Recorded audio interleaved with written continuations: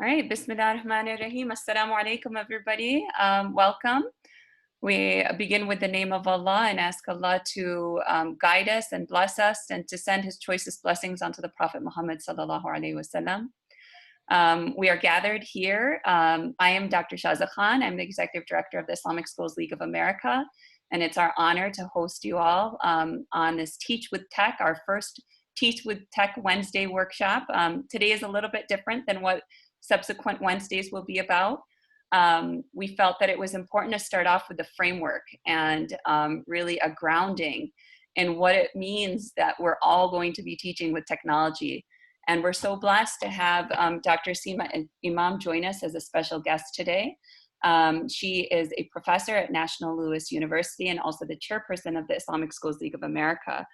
Dr. Seema Imam has been in the field of education for several decades now, in probably every field and aspect of education that you can imagine. So public school, the founder of one of the largest now full-time Islamic schools and one of the earliest full-time Islamic schools in Chicago area, and special education. And I'm sure that and certainly absolutely an expert in digital literacies and digital teaching and learning. I'm sure I'm not getting the terminology right, and Dr. Seema will provide some more of that. She's most recently a published author with the chapter entitled With New Standards in Mind, Selecting and Integrating Technology for Student Success, in a book entitled Addressing the Needs of All Learners in the Era of Changing Standards, 2016. So inshallah, we look forward to hearing from Dr. Seema about the framework that she can provide for all of us as we enter into this new landscape of teaching, inshallah. Dr. Seema, do you mind going to the next slide, please?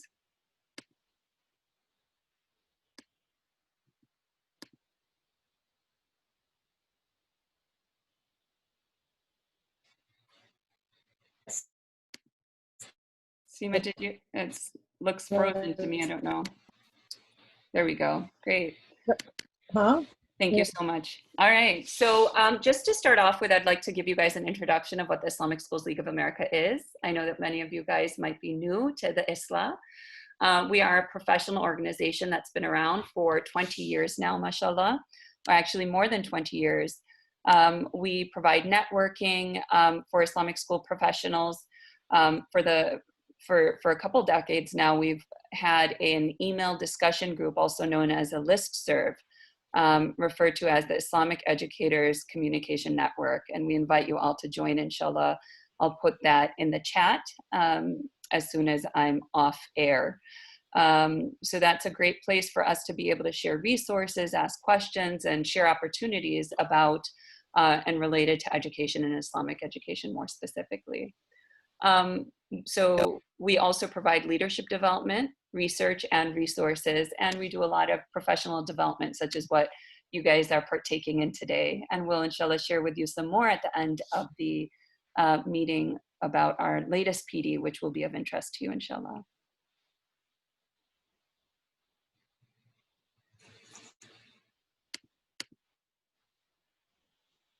Just lagging a little and switching slides.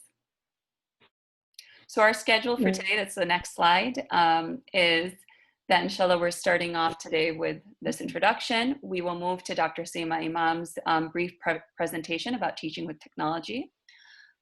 We will then move into insights into the upcoming workshops in which Sophia will be leading, and she'll describe them to you, inshallah. Definitely hang around for that so that you can see what's up next in subsequent Wednesdays, inshallah. And then Sister Rasha Al-Hagan is also with us. She's the facilitator for the hybrid learning design for teachers, which is just launching this week, inshallah.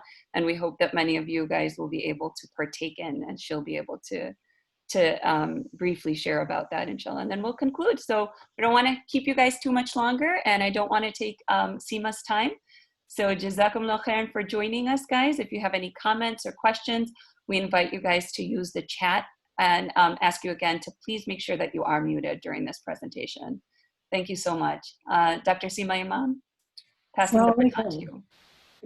Assalamu alaikum, everyone. It's so nice to see you, see your list of names, see your smiling faces. I feel your heartbeats. I know you have a lot going on.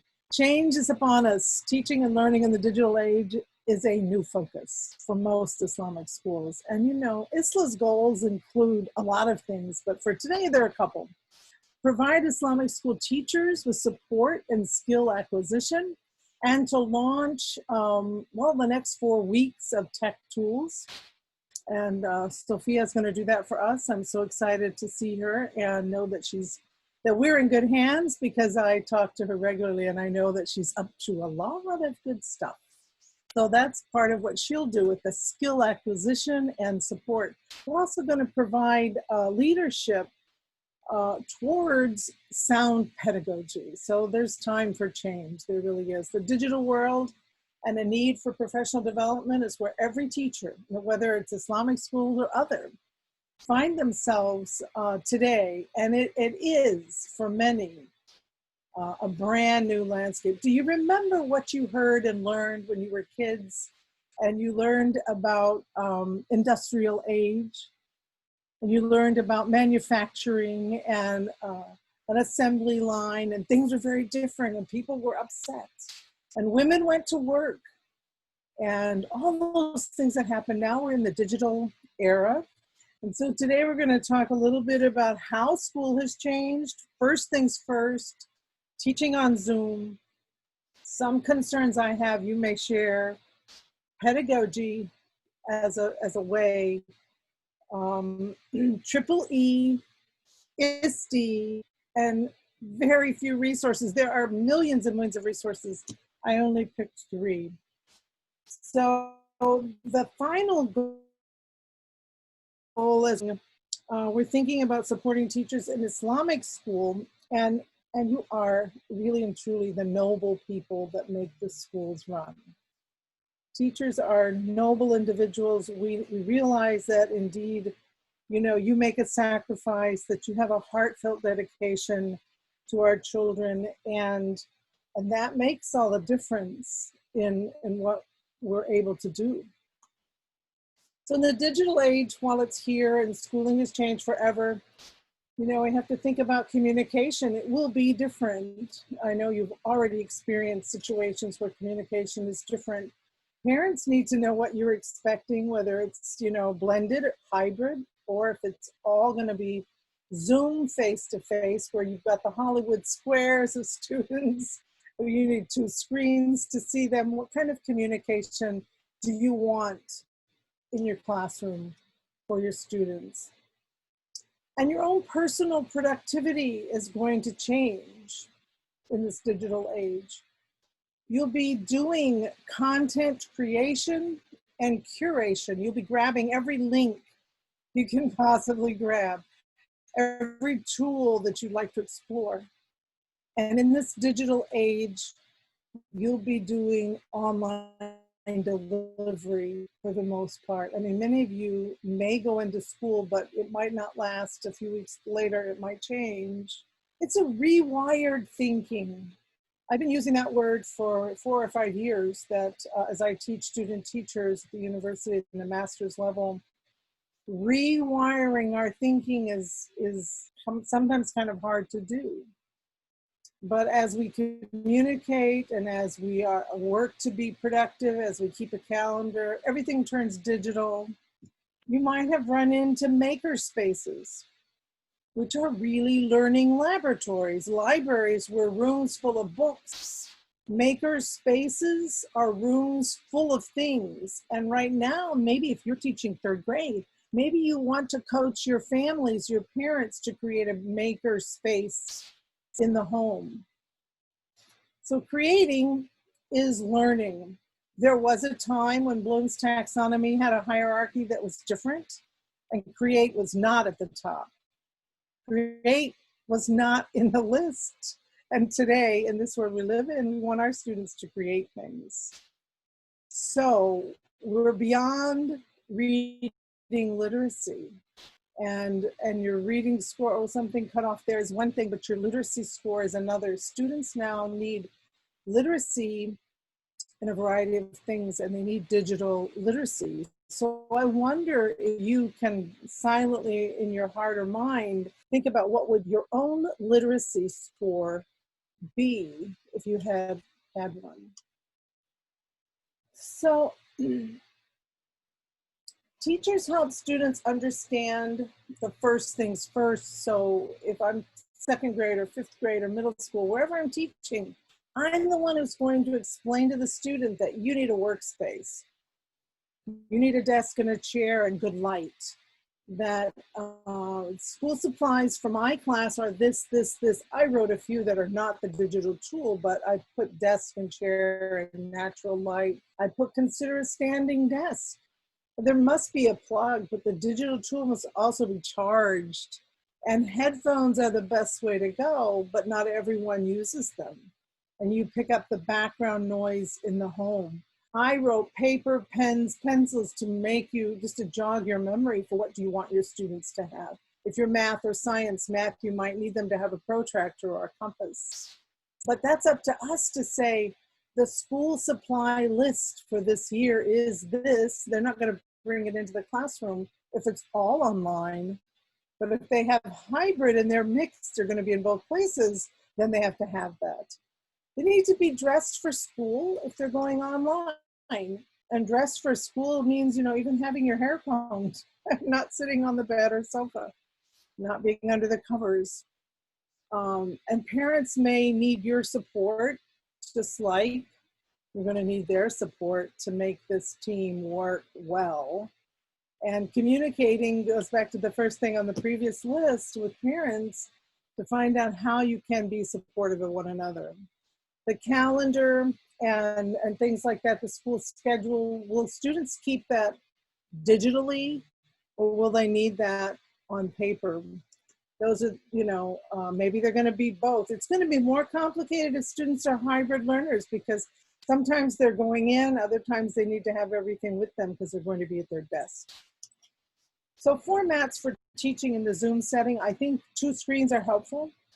You can see the students side by side, the Hollywood squares, and then what you're teaching from. You want to, I'm sure you've already experienced it, want to be able to manage the chat, monitor the chat, or disable the chat, and announce what you've decided.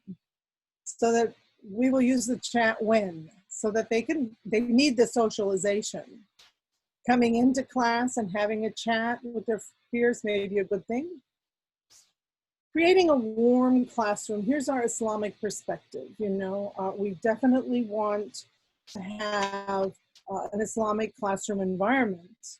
And so we want to start with du'as, we want to close with du'as, the same things you were doing in your classroom. We want to, you know, make sure that we greet students and open the classroom on Zoom early. I like to size my windows differently, do different things. I have my Hollywood squares up. Most of the time I teach online for the teachers that I teach in the MAT program. I encourage you, like I encourage myself, to practice the video showing because sometimes you forget where that little button is. And sometimes when you open Zoom, your dashboard is at the top. Today mine was at the top and typically mine's at the bottom. It depends on which account you have. So you have to, you know, juggle a lot of things. That's why I said earlier, we know how much sacrifice you make and we know that you're our frontline, I don't want to say warriors, you're our frontline community. What are the concerns I have? It's a terribly complex arena. The student-teacher ratio is really important to me. And the placement, whether they're in multiple locations, needs to be thought out. There must be a clear pedagogical practice in mind, a philosophy towards what we're doing. What modality and understanding that modality is really key. Are we synchronous or asynchronous, real time or anytime? Really important. It shouldn't be all real time. That's really hard to look at the screen all day. No one should do 5 hours of real time. But there are many very creative ways to have anytime segments of your full-time 5-day school. What's the assessment, the feedback, and the source of it? Are we leaving video or audio messages of feedback for students? If we're not, we should, or we could. How's the pacing and the awareness of the students?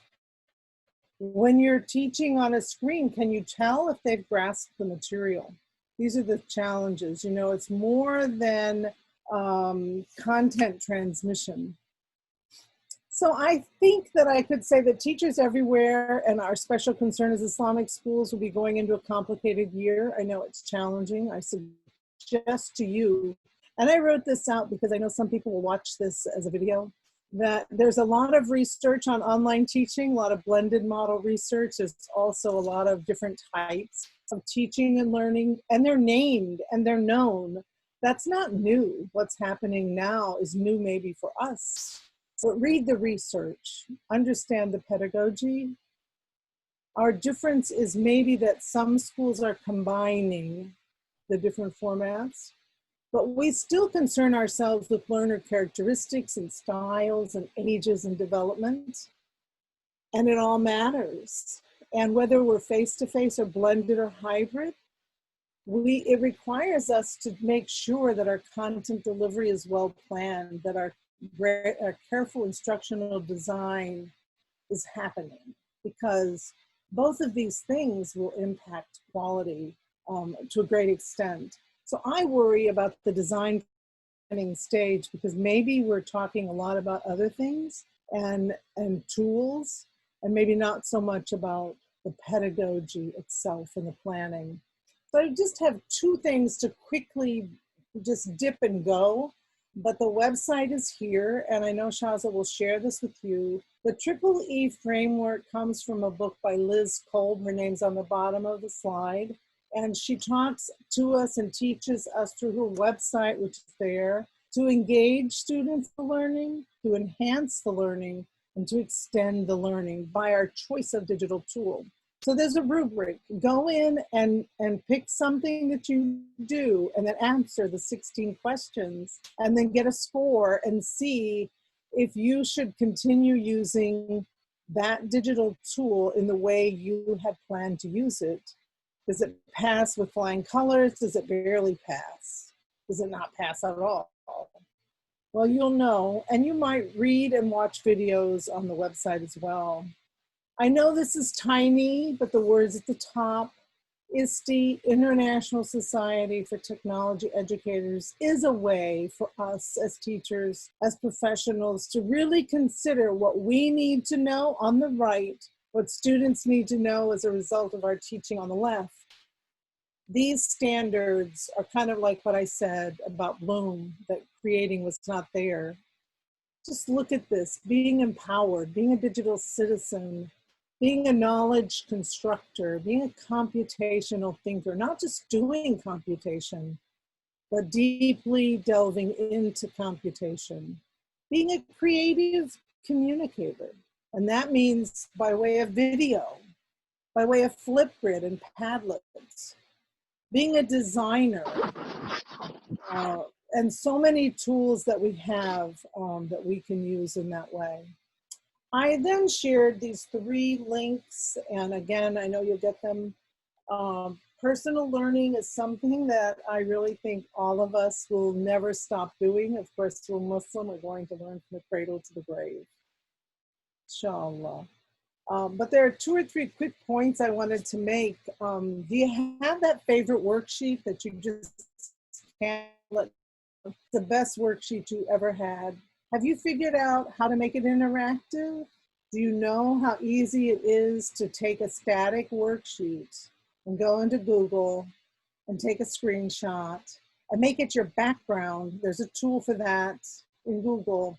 Change the slide to 8.5 by 11, so it'll be like your page, and then make it the background, and then add text boxes for each place you want students to write, and then save it. Students cannot change it when it's in the background. So that's one thing. Then I wanted to also, in the closing here, say that, you know, you can help parents a lot by telling them, go to NASA and watch, see what you can do. NASA is a .gov website. Go to virtual museum. And if you're teaching online X number of minutes or hours, you should be giving students, you know, like the flipped classroom model is kind of different than what I'm saying, but it might jog your memory for that aspect of it. a virtual museum, getting out and seeing something each week. Watching a math video even is something really important. So, you know, teaching is a challenge, and so is learning. I think I'm supposed to introduce Sophia, right? Am I supposed to do that, or you? Thank you so Is much, that Dr. yours? Seema. I don't mind doing that. I really appreciate providing that foundation for us, inshallah, and so many tools right there in your presentation. Jazakumullah khairan for enriching us with that. Jazakumullah khairan. So inshallah, we are recording, and we will share the recording as well as the slides with you guys by the end of this week. And we encourage you guys to share with other educators and colleagues as well, so that they can benefit, inshallah. At this point, we're going to switch over to Sophia. And Seema, that page is just fine if you go back. Yeah, so we are so pleased to have the next 3 Wednesdays with Sophia Jetpuri. She is a Google Digital Curriculum Content Curator and a teacher at Al-Falah Academy. I'm not sure why it says teacher's representative, who put that in, but anyways, khair. She's a teacher at Al-Falah Academy in Atlanta and has worked with the ISLA for several years. We're so happy to have her be able to provide this to you guys the next 3 Wednesdays of August. And I want to pass the mic over to her so that she can give you guys a glimpse into what the next Wednesdays will be about. Sister Sophia, welcome. And I just wanted to say that my contact is there too, and it's in a different order, but I don't know where Sophia's slides are. They're not here. No, there's no other slides, Seema. Okay. I'm going to share her screen. Sorry for the interruption to Sophia. It's okay. I'm on my screen. So I'm going to go ahead and share my end. So, Assalamu alaikum. So for the next 3 weeks, we're going to hit a couple different interactive tools that teachers and educators alike can use now that we're shifting into more of a digital world. These tools can also be used whether you're in a hybrid model or in an in-person model to integrate a lot of even like the tools that Dr. Seema shared, for example, like using videos and Padlets, but it allows it to become in a more engaging manner. So the first week, we're going to be discussing how to build your own Bitmoji classrooms, along with research behind why Bitmoji classrooms are beneficial. So this is just an example. This is one, you know, right here, you can actually use the Bitmoji classrooms. This is a Pear Deck symbol, and this is a help symbol. And you can use these classrooms as a landing page on your Google Classroom or something that you can even attach. Each one of these images are linked with a separate link. So if you wanted your students to watch a video, they would click here and they know that that's where they would go for videos. It's specifically helpful for elementary students who can't read. So instead of sending emails out to parents, when you know you are in a family with multiple children, students are having to self-monitor, parents are working, if these students are already familiar with your imagery, they can click on the image and get to the place where they need to be. So Bitmoji classrooms are great in that manner. They're also a really good way to allow students to have that familiarity, especially if you are in a smaller Islamic school and the students have known each other and the teachers for multiple years. This is a way for them to kind of get that familiarity back. This one right here, you see the little lady is moving. I'm actually just going to switch to present mode, but the little lady is moving. And in my personal Bitmoji classroom, I put pictures of my couches and my rugs and flexible seating that I'm known for.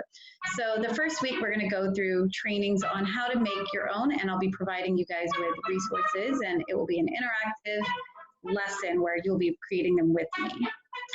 And the second week, we'll be moving on to how to make digital interactive notebooks. So for this, we are also going to go into the research on what are notebooks, why are they beneficial.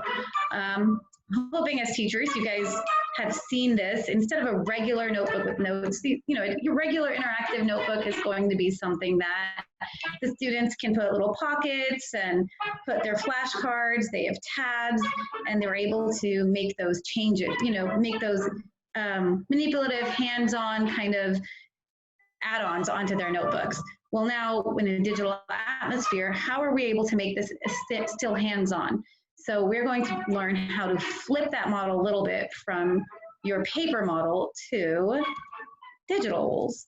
So you're going to be creating PowerPoint digital models where a student can click on the word Monday and they will see their Monday notes, or they'll click on Tuesday and they'll be able to see Tuesday's notes. So as an example, these are your objectives, bell ringer, exit tickets, and this would be completely interactive and live. It could be synchronous or asynchronous, depending on how you as a teacher decide to use it. So if you're in a hybrid model, the students are able to be actively work and be one while working once.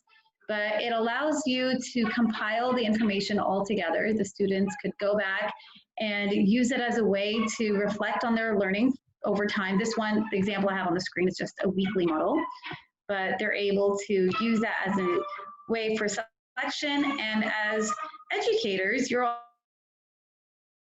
as I see the chat. You're also able to use that as a way to monitor your own.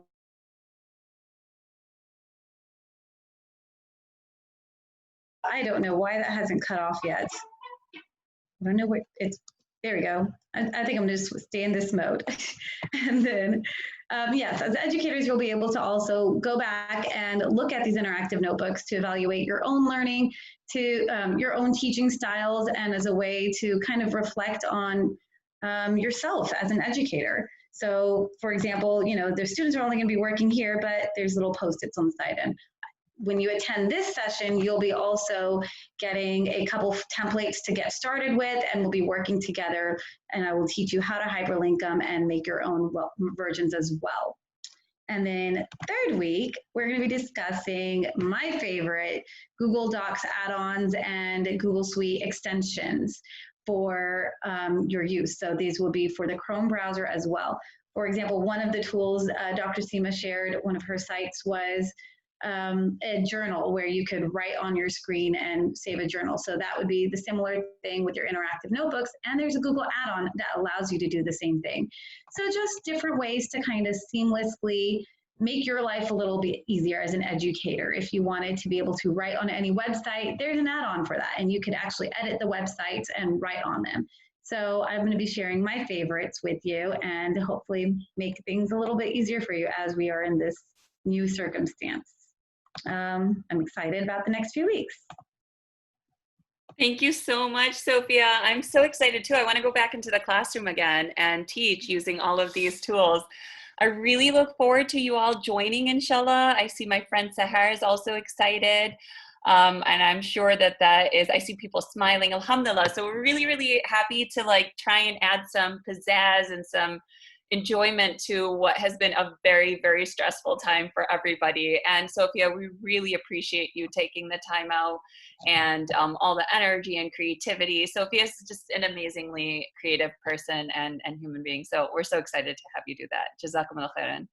And guys, you know, these are just 3 weeks in August, as we know that many schools have already started. Some are about to start after Labor Day. We want to continue serving you guys with these kinds of things. So inshallah, over the next couple weeks, we'll have more opportunity for conversation, and we invite you guys to let us know what your area of expertise is. Maybe we would set something up regularly so that we can all be sharing our different tools and tips that we're learning. So inshallah. Okay, so on to our next step, and I'll go ahead and share my screen so that Seema doesn't feel, isn't beholden to that. And it's just, we want to have Sister Rasha, inshallah, talk a little bit about the online professional development that is currently being provided by ISLA. And Sister Rasha Al-Hagan is a board member of the Islamic Schools League of America, and she is the course creator and facilitator for hybrid learning design. Actually, this is a series. We have provided 2 sessions of hybrid learning design for leaders, and now we are offering this to teachers. And although this indicates that Oh, sorry, the dates on this are incorrect. So it's August 3rd. This week is orientation, so you still have time to join and register. You see the URL right there in order to learn more about it. The pacing and everything is listed, but we've got Sister Rasha who will also talk to us about it. And it goes until August 30th, so it is a 4-week course. Rasha might correct me if I said that wrong. Go ahead, Sister Rasha. Jessica, can you allow me to, I just want to share my screen. I think it makes it easier rather than just talk at you guys for you to have a visual. So if you are like me, I teach high school. I'm also the academic dean in a local school here in Maryland, and I have to lead teachers. And one of the ways that I know, learning from the springtime, you know, how the heck do you actually design a class and go and where you're going to engage students and you're going to do assessments? Even wrapping my head around this was something that was so overwhelming that I have to now tell people how to do that. And so I've been for the last more than 6 months doing a lot of research and going through a lot of training myself and wanting to share that with our Islamic schools. And so one of the things that this course does is it really prepares teachers to be able to look at the courses that they're going to be teaching and figure out how do you even plan, how do you design, how do you build. And so this course really takes hybrid learning and divides it into 3 stages. The designing stage, so if you really think about when I teach something, you plan and then you deliver and then you reflect, right? In that planning, there's so much that goes on even within that planning. So when you scaffold the planning in the hybrid environment or in the virtual environment, you really want to take the course and separate it into 3 parts. There's the designing of the course, and then there's the building of the course in like Google Classroom or in the LMS. Those are 2 very different stages, and they're heavily involved stages with best practices in each of them. And then you deliver the course, right? So it's so different than face-to-face. You don't necessarily think of designing and then building your class and then delivering it. You usually plan and then deliver, and then you might reflect at the end. Virtual learning is different. You have to design and then build and then deliver. So this course is really broken down into that for teachers. Designing from backwards designing, then you build it in your LMS, and then you deliver it. And what do we mean by that? How do you provide feedback? How do you communicate? How do you break down? How do you use all those amazing tools that Sophia is going to be showing you guys for the next few Wednesdays? All of that is in the delivery. None of that is in the building and the designing. All of that is just delivery. So there's all this work that happens even before that. And then if your class is like any of the classes that we're teaching right now, how do you even deliver through a diversity, equity, and inclusion lens? All of that is within this course. So we base our course on several standards. There's about 6 to 7 standards, and we provide this to you for those admin that are in this call. If you were in our admin presentation or in our admin courses, we did a deep dive into the standards. These are 7 standards. And so the design, you see design standards, and it has 7 standards. Each standard has basic practice, distinguished practice. So what's like the exemplary, and what's insufficient? What does that look like? So in the design standards phase, then we have the build standards, and then we have the teacher competency or the delivery standards. And so that is really the basis of the work that we do with teachers through this course. The way we engage teachers, some of the things that you'll be doing through this course is using those hybrid learning standards. You'll be conducting a self-assessment that's just for you, so you can see, where do I start from? Where am I on this pathway? We actually go into what does it mean to backwards plan, how to write master competencies. A huge part of the first week, which will be next week, the first kind of module, will be just a workshop on writing master competencies, in which we have shown you exemplaries. You're going to write them, then we're going to give you feedback, then you're going to go back and make them better. We need some more feedback. So how do you backwards plan? How to write master competencies, how to write learning objectives using Bloom's taxonomy, and then how to map all that to your units of learning, and how to even take your course and divide it into units of learning. We will talk about the difference between assessment of learning, assessment for learning, and assessment as learning. So we'll delve deeper into that in the 3rd week. And then we will actually have you give you an opportunity to create and develop a unit and get some feedback on that as well. We realize that many of you have already started your orientation. Maybe you've started school already. The idea that this is 4 weeks is intentional and by design. That way, as you're delivering your course, I'm there right along with you. So are your colleagues. So you can come back and say, oh my God, you know, this is what I wanted to do and it blew up in my face. And then you can have that support mechanism, especially in the first few weeks as you are teaching. The format of the course, as Shaza said, is 4 weeks. The first 3 weeks are class-paced, meaning there's due dates and you should abide by those due dates so we can all move together. The first module is designing hybrid learning. The second module is designing and building for hybrid learning. The third module, and each module, by the way, is a week. So the third module, which is the third week, will be building hybrid learning. And then the fourth one is delivering hybrid learning. And we scaffold the learning, and so we won't overwhelm you with a lot of things, but we try to model what a online class should look like. And so some of the ways we teach you is through short clips, resources, tools, collaboration, discussion boards, feedback. Currently we have 2 groups, one group for elementary school teachers. So you guys can all talk about, how do I do this for the second graders? What do I do for third graders? We have currently around 67 participants for that. And then we have middle and high school, and we have about 45 participants for that. And so because we realize that those are 2 different groupings. And then the things that work for elementary school may not work for middle and high school, and vice versa. Even though it's 4 weeks and you will have a deadline to submit some of this work, we do build in time for you to still be able to submit and earn your badges. And then all teachers will have access to the course content well beyond the course is over until October 2nd. So you can be able to come back and get more resources, or talk to each other, or even just reference the resources that we've made available to you. If there's, this is just in case you're wondering, I think this is right, Shaza, the cost of it? Yeah, that's correct. No, okay. If there are any admin on this, in this conversation, we will give admin silent access. So you get to be an observer. That way you're able to support your teachers as they're going through this training. You're able to support them in your school and say, okay, well, let me give you some help here, or you know what work they're going to be doing, and you can be able to provide that support. I think that's all I have. And if you have any questions, I'm happy to answer them. So just want to also mention that registration for this, inshallah, does close tomorrow evening. And that's because we want to give you guys, we want to set you up for success, right? So we want to have you have the weekend to be able to get through the orientation module before module 1 is released.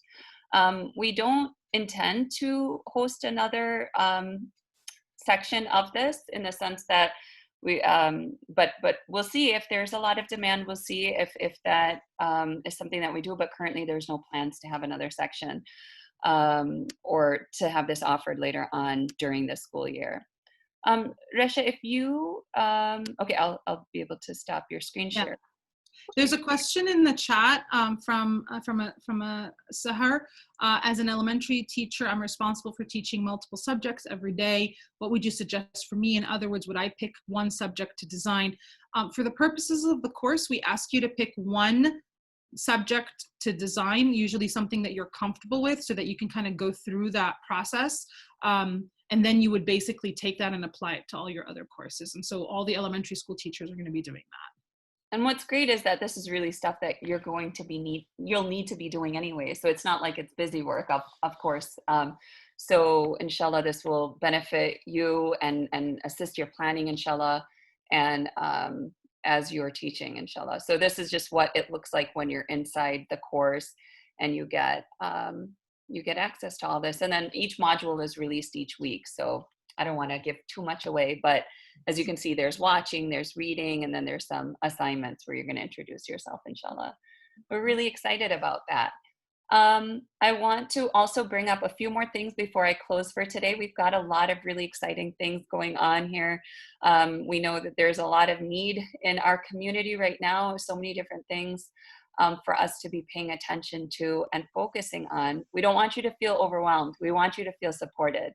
And inshallah, when you're part of this community and we're working together, we're sharing resources, we hope that that support manifests itself. So we've actually got a webinar.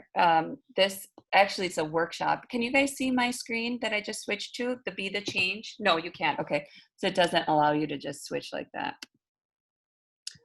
All right, let me go ahead and do that. So we've got the Be the Change workshop, anti-racism workshop for educators, Islamic school educators with Muslim ARC. We are really excited to be able to offer this to you all.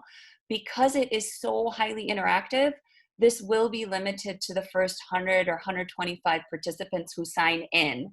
So we know that there's more than 100 people who have signed up. However, the show up rate is about 50 to 75%. So we're allowing registrations to come in. Join early. I'd say log in 10 minutes early so that you can make sure that you're part of it. It is a 2-hour workshop, highly interactive. You're going to learn a lot about yourself and inshallah learn how to overcome things like bias, implicit bias, and be able to set some goals for yourself too. We all have work to do, and we feel that this is critical for Islamic school educators and leaders to be really leading the fight against racism of any kind, and in particular with the current climate and history, anti-Black racism is very important that we learn about and fight against, inshallah. So we're excited to be able to offer this to you guys this Saturday. So please do sign up. The registration link is there. And we have been sending out emails about this as well. If you're not part of our email list, I'll ask Rasha to please put www.theisla.org/IECN so that you can sign up to be part of our discussion group and email list. There's a couple other things that I would like to share with you. All right. We also have next week, back to school, keeping Islamic studies relevant in a virtual classroom. The Yaqeen Institute and the ISLA are hosting this, or we're working in partnership with Yaqeen to share about their Islamic studies curriculum, inshallah. And so you'll be able to learn about that. This is listed in Central Time, so it's 7 to 8 p.m. Central Time on Thursday evening, inshallah, this coming Thursday, August 13th. So you'll need to sign up for that. And we'll share links to all of these things, inshallah, with you guys. I want you guys to know that you can connect with us on Facebook. We do have the Islamic Schools League of America page, and we also have an Islamic Schools League of America group.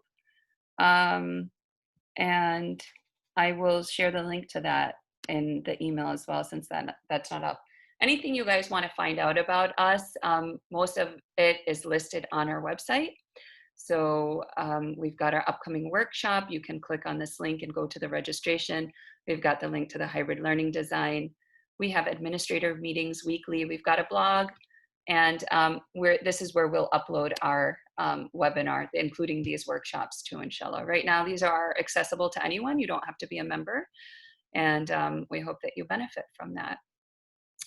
So lastly, I would just like to conclude on behalf of the ISLA. We are so happy to be able to be here and inshallah provide something that is of service to you. We're sure that you've got many more ideas about what else we could do to support you, particularly during these very difficult times. So we invite you to please email us. I can be reached at info@theisla.org.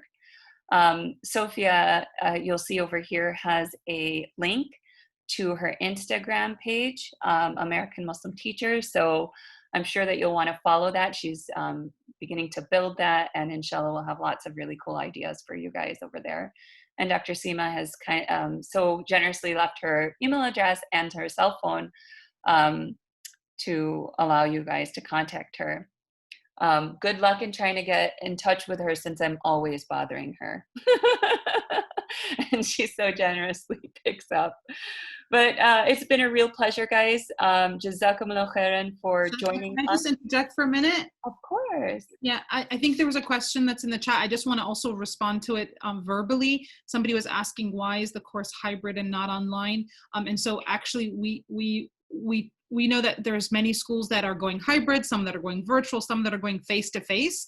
And so we know that when you plan as if it's completely virtual, that shift from face-to-face to virtual becomes a little easier because you've planned ahead. And so we kind of share best practices for all of those models.